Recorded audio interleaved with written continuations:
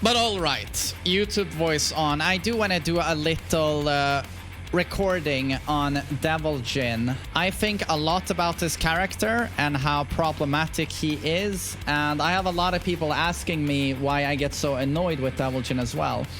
So I just want to explain what makes him so busted. And there are a few things that has happened to him since Season 1, and two major things. The biggest problem is this wall combo right here. Back to 1. This wall combo is legit absolutely busted. Back to 1. Okay, we're gonna hold off on the very hilarious donations for a little bit now. Back to 1 does 28 damage. An average wall combo in this game does 20 damage.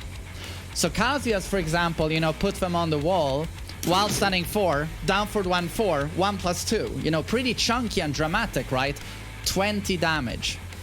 Most characters, 18 to 21, right? This one, 28 damage, and actually gives reasonable Oki as well.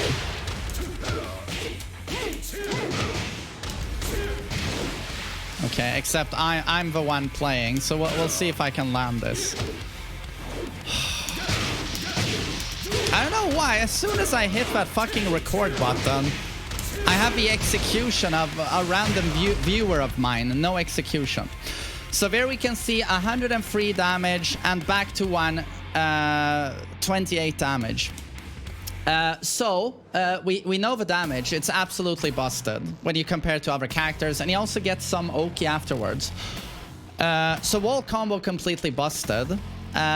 The idea with Devil Jin in Season 1 was that he was going to have pretty fucking chunky non-wall combo damage. You just saw it. It's incredibly high. 74 damage from the best launcher in the game, arguably. Well, it is these days. It's so dumb. That's going to be my second point, how stupid the electric is, especially on Devil Jin. But so 74 damage from an electric.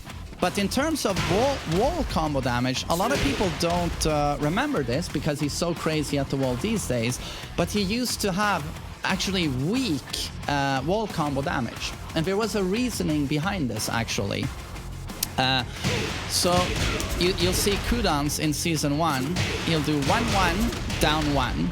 Or he will do the laser scraper. Both of these do below 20 damage. Dashing, this was actually hard to do. Dash in and do laser cannon on the wall. So most of the time, you'd see them do 1-1, back 4, or 1-1, down 1. This would only do 14 to 15 damage. So this was the reasoning, the logic behind Devil Jin early in Tekken 7's lifespan. Enormous juggle damage out in the open, but once he got you to the wall, the damage would be very weak.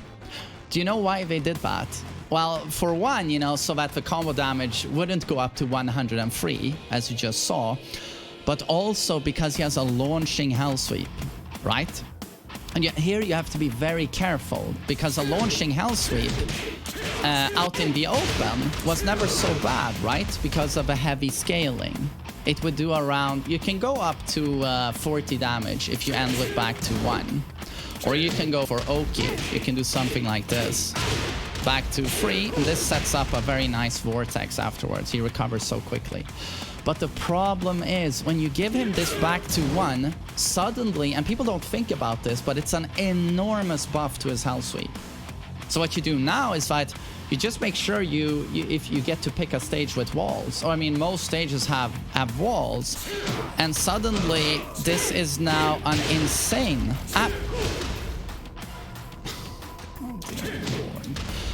an absolutely insane buff to his Hell Sweep. Like so.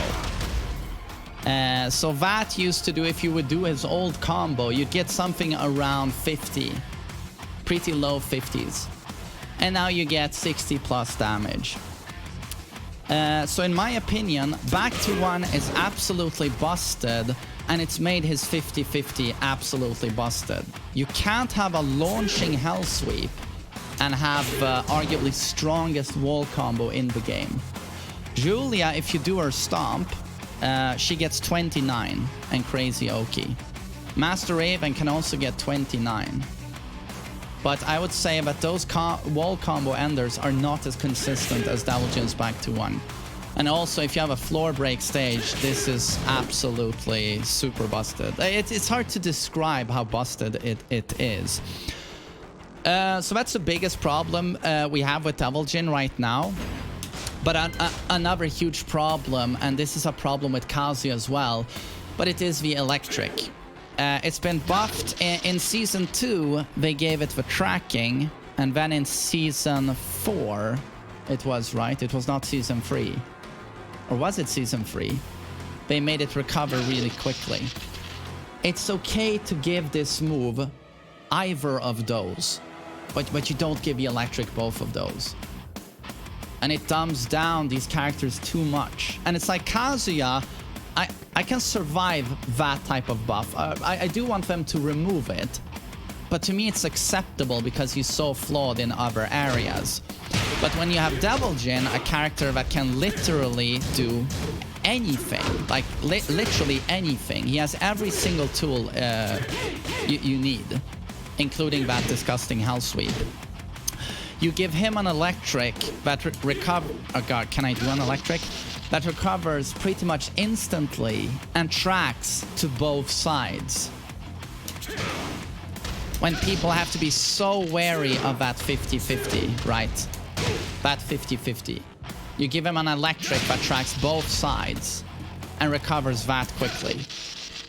It just doesn't work, in my opinion, on a character of that caliber that is so effective and well-rounded.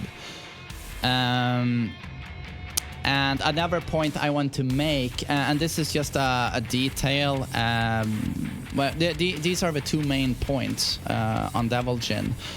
But I'm also of the opinion that this move up 4, if it's blocked, it should stagger.